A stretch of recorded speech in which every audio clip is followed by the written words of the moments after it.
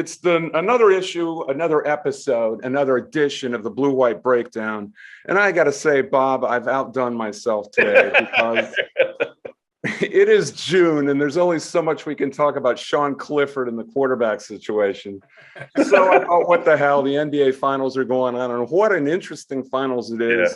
And so I've got my buddy from the Boston Globe, ex of the Boston Globe, but author and probably the most knowledgeable basketball guy I've ever met, Bob Ryan, is with us today. Bob, how are you? Good, going fine, healthy, everything's good, Dave. And I we'll get to some Penn State football, but just your general impressions on last night. What a fascinating topsy-turvy. And I know you're not nuts about the three-point age of NBA basketball. It's kind of a make or miss situation. But I thought last night was really, really interesting. And we're talking Tuesday morning about the game 5. Well, it was certainly the thing that stands out is that the Warriors won with Curry not making a single three in the wake of his spectacular performance in the previous game and his entire performance in the postseason. They found a way to win, and that's much to their credit. I'm sure that people wouldn't have believed it if somebody told you Curry would not make a single three, that they would win the game. So good for them. That's good. And the game had ups and back and forth, NBA ebb and flow. From a Celtic point of view, a new problem cropped up: free throw shooting. They missed 10 free throws, and they were 21 for 31 from the line. That's not normal. It happened. Including a couple by Tatum late. Tatum, yes, he went 0 for 2 at a key juncture. Absolutely. So they have a lot to regret, a lot to rue, going back to the fact that people still aren't happy that they lost the previous game at home, game 4. So anyway, but it's a series, all right? They're all people have to understand, and I thought it was definitely going to go 6 at least, and it will naturally now. And the Celtics have been, I hate to use that overused word, resilient, but they had a bounce back capability, I'll put it that way, all throughout the playoffs. This is the first time they've lost 2 in a row. And, now they're still trying to learn how to win. And the Warriors have got the great core, the core 3, who have proven they know how to win. And what a lift they got from Wiggins last night. I'm wondering what the Timberwolves are thinking, the people that, oh my God. This is the guy they thought they had, and they never saw this guy. And wasn't it true? Wasn't it true that Jimmy Butler didn't want to play with those guys because he thought they were all soft, including Wiggins? Isn't that true? That's what you hear, and he said it certainly didn't work out, and Towns was part of the problem too in the Butler eye. But here's Wiggins, and he was tremendous. He outplayed Tatum, frankly, very very handily, and without that performance, they probably don't win. I gotta say, I'm texting. This is a classic jinxie moment, Bob Flounders, because does Bob Ryan know what jinxie means? No, he doesn't need to know. I'm known as Jinxie the Black Cat. You might want to explain that, Bob. There's a pretty well established history of David making proclamations or writing something and the exact opposite happening. So yes, the proclamation is probably the correct word because I have to say it with vehemence. I'm texting Gordy Jones near the end of game 1, and I see Wiggins kind of back off on a drive against Jason Tatum. I went so far as to go back and tape it with my iPhone and send it to Gordy and said, I've seen enough of Andrew Wiggins. That's he is never going to be worth anything. It was like Howard Eskins saying, Anyway. Well, we've all made our regrettable announcements. I said categorically after game 4 that the only way and watching how that transpired, even though the Celtics lost that game, the only way they're going to lose this series after game 3, is if they beat themselves. The turnovers are the thing. Eliminate the turnovers, they will win. They are better. Well, you weren't exactly wrong. And the next game they did. They only had 12 turnovers in game 4. They went back to their old ways last night, and untimely ones as well. Now we throw in the free throw thing because I don't know what to think anymore. I really had completely convinced myself though the Celtics, if they both brought their A games, that's how I always look at these things. If everybody brings their A game, who's the best? And I thought the Celtics had more capability, more ways to beat you, more stuff going for them than the Warriors did. The Warriors' number one thing was Curry, and Curry stepped up and game 4 and proved that. Bigger, tougher, younger. The Celtics, it just these whole playoffs have proven the futility of predictions, frankly, and why I don't bet, and I mean it too. I never had a gambling mood, and how you could bet this stuff. I don't know, but I certainly wouldn't even have any interest in it. Well, I can't have you on without entering into where, especially after last night, because I think that broke a 233 game streak of at least 1-3, and still Curry had a real impact. I went back and watched the game this morning. A real impact on the game at the most important time because he was feeding Wiggins. Mm-hmm. He was putting Wiggins in position to do what he does. There were a couple shots that Wiggins made, and then he made one on his own over the top of Robert Williams. Wiggins had 3 really important hoops there in the middle of the third quarter, and Curry kind of instigated 2 of them and made it. He fostered him. You have written the biographies of Bob Cousy, John Havlicek, Larry Bird. You know that. I mean, how about that, Bob? You know this league. Where at this point would you put Steph Curry? Because it's kind of a hot topic. Oh yeah, I know it is. It's fun. In the pantheon of NBA players all time. It's a great barroom topic, and it's a legitimate one. He has inserted himself into the conversation of the top 10 players of all time. He has inserted himself in now on my particular personal list. There are 8. I won't allow you to argue. I draw the line at 8. I got 8. You know me, Bob. Okay. Well, I mean, you can argue, but you'd be wrong, as I say. So that's okay. 8 guys, and we're just going to go because of age and chronological, etc. Russell, Wilt, Kareem. Any list of the top 10 players in the history of the NBA, and very likely any list of the top 5 has to include 3 centers. Those 3 centers. So there, and now the top 10, there's no argument. So there's 3 right there. Then comes Michael and LeBron, the next cluster. Draw a line. Then comes Magic and Larry and Kobe. That's the next cluster. Now we're down to 8. Now for me, the arguments begin. And among the candidates, Duncan, Oscar and Jerry, Olajuwon, the one that doesn't get anywhere enough credit is Havlicek, Dirk Nowitzki. Now, yes. I'm forgetting because he was a truly great player. But not Irving, not Dr. J. He's in that group. See, I knew this is trouble. I did this list. I did this list an hour ago in anticipation of our conversation. I'm arguing. And anytime you do a list, you forget something. So add him to that list. I certainly will allow him to enter into the conversation. But he's not going to be top 10. I can promise you that. Okay. I'm now, there's certain people. There's a name missing that people say, "Oh, where's Shaq?" Well, I'm not a big Shaq fan.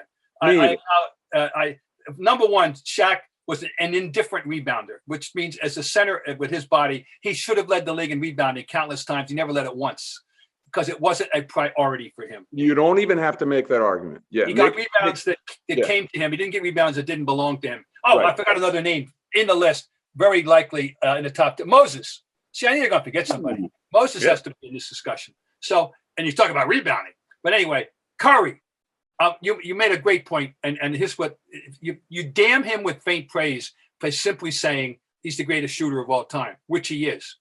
He's much more than that. I love it when he goes to the hoop. He has a great offhand, and I love it when he gets in that 8-10 foot range with the floater. He's beautiful with that. So there's his offense, his individual capability.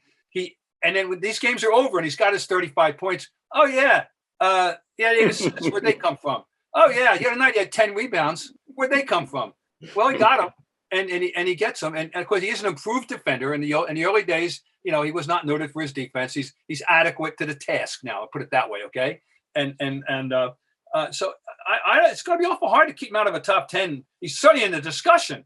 And a lot of these, it's going to come down to, it's just always going to come down to opinion, but of course, and I listen to a lot of arguments, but not for my top 8. Nobody's dislodging my top 8. Yeah, and what I said early in this series is he can't do it all by himself, but he's a willing facilitator. He's a willing lead guard. Aside from all these great things he does, both as a shooter and a ball handler, he's a good teammate. He's a really good teammate, and he showed it last night on one of his worst offensive nights, maybe the worst offensive night he's ever had in a playoff game. He does this, and he's in the middle of the fourth quarter doing all this stuff. So I say, got to be in there. No, he's. One of the things came up this year. I was adamant that he's not a point guard. He's a shooter. He's a great shooter who can pass. I just don't slot him. He's not slottable. He's not. He's a basketball player. He's a guard, and he's more of a two. If you're going to go strictly speaking, he's not a point guard. He's not Steve Nash. He's a not combo guard. Yeah. He's not Isaiah Thomas. He's not Oscar Robertson. He's not a point guard. He's something different. He's Steph Curry. And he's a unicorn, Bob, just like Ben Simmons. Okay, fine. Well, please. That was a joke. Oh yeah, but anyway, you can't. It's hard. You can't overpraise him. He deserves all the praise he's getting. But we're gonna have to get into Penn State football and Paterno. You got any Paterno stories or early days? No, just because Bob was actually. People don't know this, but you were a really, really big baseball fan. And I believe in you've written a lot of books, but this one's my favorite. Again, I'm doing like Irv Griffin. Thank you very much. This is my favorite. This got me through election week in 2020 because I just turned off all media. I turned off everything and did nothing but read this. It was soothing to me. Well, as long as you're plugging, I might as well plug the new one that's out. Yeah, of course. I didn't have the new one. Okay. In score position. Tell people what this is about. This is all your score sheets. I have all 9 score books behind me on the shelf that I've kept the USBWA the BBWAA score books since 1977, the opening day of the 77 season when I was the Red Sox beat man. I have every book. I've scored every game I've been to at every level, literally. And that means vacation, whatever. And this is over 1,400 games. And Bill Chuck and I, Bill's a great baseball historian and researcher, have a book out in which we mine the stuff that's in there. Some of it's historical. I was at Reggie Jackson's 3 home run game. I got him to sign the book. A lot of these involve personal anecdotes as well. I try to interweave them into the commentary. But we at the top of each chapter is the representation of the scorebook page in question, and then what is this all about? Why this? Stuff like F.P. Santangelo getting hit by his pitch twice in the same game, one left-handed, one right-handed, switch hitting HBPs. I got all kinds of stuff like that, including some historical stuff. I've got a game in which the first meeting of two guys who each had an unassisted triple play against each other since 1930. That happened in 1997 when the Phillies arrived in Boston, the first year of interleague play. Mickey Morandini for the Phillies, John Valentin for the Red Sox. Each had a triple play. I got them each to sign the book. You have to say that like Harry Callis if you're going to on this show. I know. Mickey Morandini. I know. You're right. You do. Anyway, all kinds of stuff. And I write about what it's about. And then Bill fleshes it out. He calls it polishing the gem. He writes, he's a historian. He can tell you the last time this happened. He's got additional information about the key players that are involved in. Anyway, I'll say this, David. That's the 15th book, and it's the first and only one that I could use the word fun in attachment to the process. I did this like 5 years ago on the 25th anniversary of the Duke, Kentucky greatest game ever played. Yes. I, by accident, found my old score sheet up there, and it's got all these notations. I've got mine in the cabinet right next to me. I got Coach Tatum on it. I'd like to how did you come up with this idea? Did you just happen upon it, or no, did it? Well, it's Bill Chuck's idea. There'd be no book without Bill Chuck. We were having a conversation in April of 2020, and he was aware of my books. And he said, I think you've got a book in those score books. And I said, I scoffed. Oh, come on, don't be ridiculous, blah, blah, blah. He said, do me a favor, run the idea by some responsible people and see what they think. And I did, and I got a positive response. Then I went to my agent, Andrew Blauner, and I said, here, what do you think? He said, well, man, maybe, yeah. And he sold it to Triumph Books in Chicago, and here we are.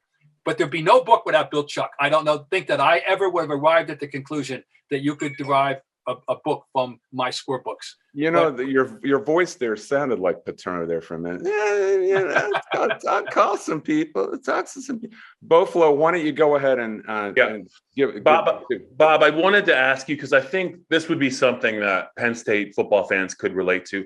What was it like? And when I think of Doug Flutie and what he did as a college football player, back in the 80s, he played Penn State a couple of times, but just a magnificent player, one of the most fascinating athletes just for me to watch growing up. I was in my 20s when he played at Boston College, and just for him to have the career he did there, and then at the NFL, I think he played in the CFL. I think he closed out his career with the Patriots, but what was it like? Maybe, I'm sure there were some occasions where you either wrote about him or you got a chance to watch. He just seems to me to be one of the great underappreciated college football players of all time. In my experience as a fan and writer, both, he was a unique phenomenon, and we did not have a college athlete captivate the general public. BC was playing sellout houses in Gillette. At times, they went to the 3 bowl games and that they played in, and including his senior year when he won the Heisman Trophy, and they went to the Cotton Bowl.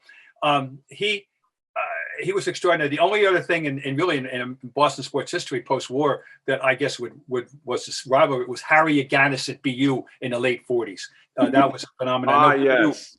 That they played a national schedule thanks to him. And it was, it was a very, very big deal. Flutie, there's never been anything, however, remotely comparable to it in Boston. Boston is not a great college sports town, as you know.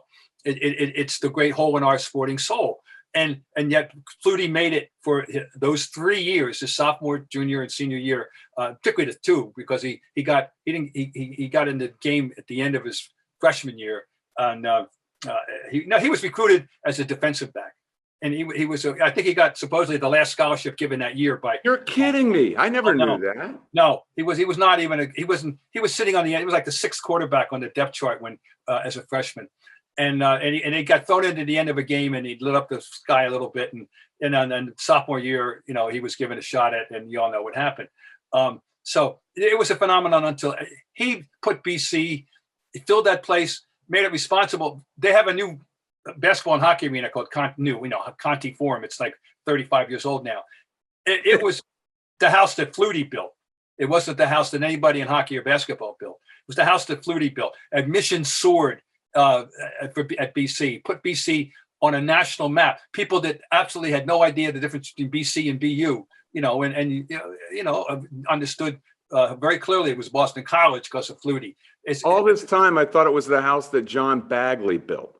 John Hagley benefited from it, but no, it was the house that Flutie built. And there's never really, there's no other college athlete in Boston in the last, since Aganis, which take us back 70 years, that has had any impact that anywhere near rival it. He's still a huge sports figure in this town. Bob Flounders, go ahead about Paterno if you yeah. want. I just wanted to ask you, Bob, what was he like, though, to maybe interview and talk to? What was his personality like? Was he a guy that you enjoyed interacting with or no? Yeah, smart guy, and he got it. And I think he enjoyed celebrity. I think he embraced it well. I think he knew how to handle himself. Yeah, he was a pleasure. And you mentioned the CFL. I have to tell you, he's one of their all-time greats. He was an MVP. And I covered a Grey Cup game that he won. And Toronto, it was in Toronto. I always would much happier had it been out there in cowboy country. And wait a minute. You covered a Grey Cup game. That's right. For him, because it was 30. Wait a minute. It was Doug Flutie. So you got to hear a broadcaster in the booth next door to say the 40, the 45, the 50, the 55. Yeah, but you can't exaggerate it. And, he's still a major figure in Boston sports. Yeah. The other thing I just wanted to ask you about is your opinion on now that NIL is here for college athletes, and especially, college football in general. It's gonna really, I think it's gonna really dramatically change some things, and there's adjustments being made on the fly. What did you think of it now that it's here, and what do you see for it in the future? Would you like to see it be done any differently, or do you think it is what it is and it should stay there? I feared it all along, because you could common sense told you that it's going to work to the benefit of certain people and to the detriment of others. And obviously the SEC was made for the SEC. It was made for certain of the Big Ten schools. It was made for Clemson. It was made for maybe it was made for BYU, out there and in that world that they run. And maybe it was, but you see where I'm going. It was not made for Boston College. I can tell you that. And it was already hard enough for them to recruit in the Big East. And then in the ACC, it's going to be exponentially harder now, because they're not going to be able to offer those inducements. This just isn't going to be. It's not an issue in Boston. Nobody's going to go see somebody cut a ribbon because of a BC offensive tackle showing up at the ceremony. It's not going to happen. And so, look, it's a long, as we know, it's a very, very hot button topic. The whole idea about payment, what should have been done, how the NCAA was reactive rather than proactive, and now they're stuck with this thing. Different states have different laws. They got no control over this. I fear that it is going to be the lead to the much discussed potential split of the Power Five into their own world. Already there's been stuff out there about the SEC saying we'll stage our own championship game, call it the championship game.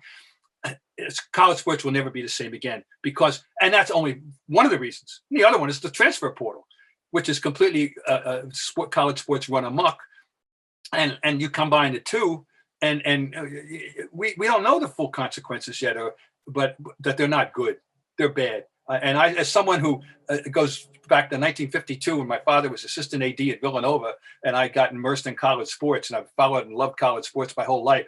I feel sick and sad because they're messed up totally, and I don't see where the solution is. Bob, BC is in a conference completely beyond its neighborhood, its natural neighborhood. Let's say we go back to a time before Penn State went to the Big Ten. Penn State could have been in the ACC very, very easily. I've written about that. They were only approved at the 11th hour in the big meeting among the Poobahs, because Donna Shalala basically got the extra votes. That thing was 5-5 with the next vote to come, and Penn State would have been, they would have reneged on Penn State's invitation. They would have gone to the ACC. Gene Corrigan told me that would have been his next call. In fact, he was pissed off that they didn't invite him in the first place. If none of that happens, and there is a Northeastern League with Penn State, a big dog, and whoever else, West Virginia, Maryland, Pitt, and all of that in a Northeastern football league, would it have mattered to BC? Would that have made football matter more? I don't know. I mean, when BC moved into the ACC, Gene DiFilippo was then the AD, and he was a football guy at heart. He had been a football coach. His son is a football coach, and he said, we got to follow the lead dog. Miami's the lead dog. We're going where they go. And so I don't know whether the same thing at Penn State had been, about Penn State, that they had been a leader in that regard. I don't know. It's a good question. I just know that BC entered the ACC with good football and basketball teams and have not been able to maintain them at the level that they entered with. They entered the 06 team that entered the ACC, lost to Duke by 2 in the ACC finals, and won 2 tournament games, and were beaten by Villanova in overtime in the tournament that year. The football team played a couple of ACC championship games early on, and of course, then they became the first school ever to go winless in both football and basketball since in a major conference since World War II, within a few years. I didn't know that. Oh yeah. And, they rebounded. They have a good football coach now who I fear they won't be able to hold on to, Jeff Hafley. And basketball's maybe They won't. showing a little more life with Earl Grant than it did with Jim Christian. Anyway, do I have an answer, definitive answer? No, I do not have a definitive answer. I just think that the forces conspired, against BC. They are what they are. They're in a major professional town. They are the most significant, the only player, in football and basketball and football at all, and the only reasonably big player in basketball. And yet they don't move the needle a lot around here. Well, I asked that because I think you have to be a part of a neighborhood, and Penn State is a giant brand where you can put them in a neighborhood without other teams, and it didn't matter. BC, I think it matters a lot more. Same with Pittsburgh. When BC went to the ACC originally, the closest competitor was Maryland, 400 miles to the south. And it's just they're outliers. They never belonged in the culturally. Academically, sure. Culturally and geographically, they have never had any business being in the ACC in any way. I swore I would try to do this. Too many things about too many topics. So I wanted to make this possible without a right angle transition, but here it is. We're going to the dream. We're going to the dream team, and because I want you to tell this story. I want you to tell this story before you get off about Boris Stankovic, the Serb who came up with the concept. A lot of people think it was David Stern's genius. And in this book, there's a great story about Boris Stankovic, what was he, a meat packer, meat inspector. Meat inspector in Which I learned from Jack McCallum. Jack McCallum has written the definitive book on anybody who cares about the topic at all. If they want to know what the Dream Team was all about, how its origin and its execution, they must get The Dream Team by Jack McCallum. That is a Jack McCallum, report. And look, people got this mistaken notion that the unhappy United States, smarting from losing in 1988 in Seoul, losing to the dastardly Russians, which of course were the Lithuanian all-stars, really, in retrospect, but they lost to Russia, and that this is our revenge had nothing to do with anything. It was not about that. This is entirely the brainchild of Boris Stankovic, a Serb who had been the player in the national team, was in love with basketball, was the executive, I forget the title was, but the poobah, the big cheese in FIBA, the International Basketball Association outside the United States. And he wanted to raise the bar for the rest of the world by showing them how high it had to go if they ever want to be as good as the Americans. And when this came up for a vote, America didn't vote for it. So then we got dragged in and said, all right, well, you want us? We'll get a good team for you. Okay, if that's what you want. And it was Stankovic's idea, and it had nothing to do with seeking revenge for 1988. But too many. And then when it happened, people were chastising us for beating up on these poor teams, and we were just being bullies and all that. And they loved it. All they wanted was photo ops. The theme and the thing, I was there from day one. I was there from the first bounce of the ball in La Jolla at the first practice session, right to the last game against Croatia, the gold medal game. And I saw all these games and the Tournament of the Americas in Portland and everything that happened over there and every exhibition game, et cetera, et cetera.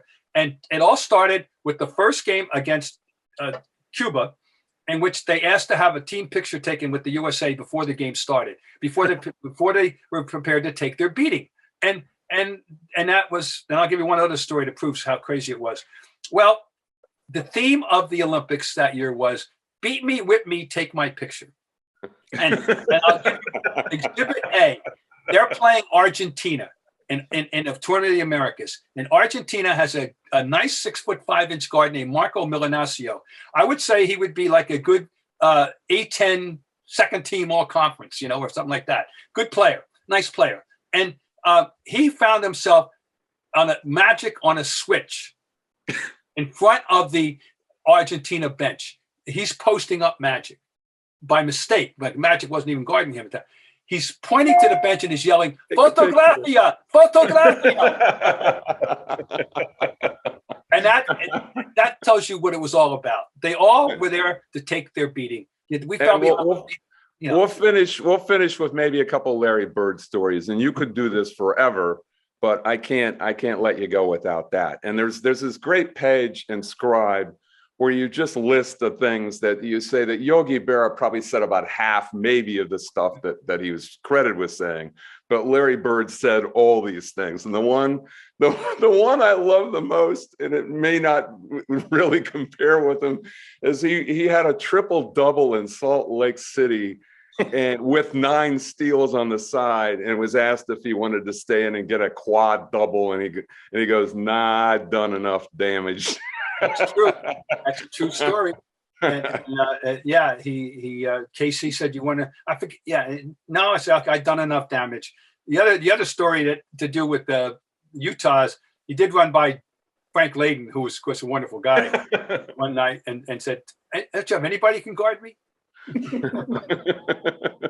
So I'll give you one about guarding. In 1986, they're playing. Excuse me. They play 3 games a year in those days in Hartford, and so I'm in the locker room before the game, and they're playing the Cavaliers, and he said, "We were chatting." He goes, "Who's going to guard me?"